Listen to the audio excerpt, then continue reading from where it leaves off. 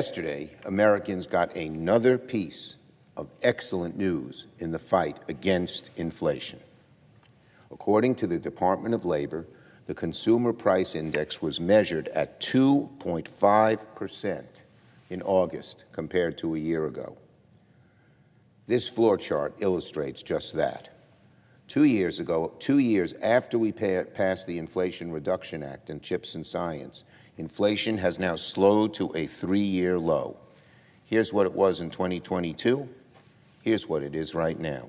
It went from 8.3% when the CHIPS and Science Act and the Inflation Reduction Act were passed to 2.5% today. Let me repeat. 2 years after the Inflation Reduction Act and the CHIPS and Science Act, inflation has slowed to a 3-year low. Republicans claimed investing in America would make inflation skyrocket and drive our economy into a recession. Instead, the U.S. has had the strongest post-COVID recovery in the world. Manufacturing construction at an all-time high, nearly triple its peak during the last administration. And inflation continues to trend lower.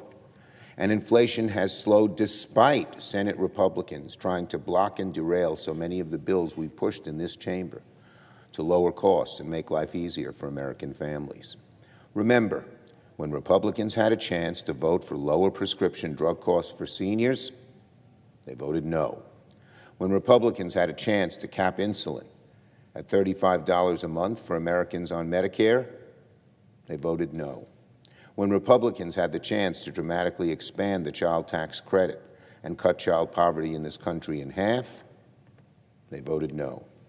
And when Republicans had the chance to invest in rebuilding America and bringing advanced manufacturing jobs back to our shores and open new factories for EVs and solar and chips, many of them still voted no, though then back home they tried to take credit for these jobs.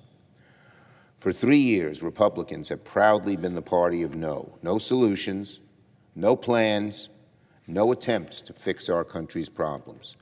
But today's report shows that the Democratic agenda is working. This is dramatic.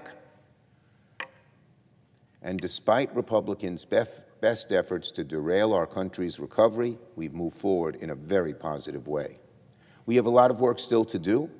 People still need a lot of help to make ends meet and save for retirement and provide for their families, but we're on our way. We are on our way, as this chart shows.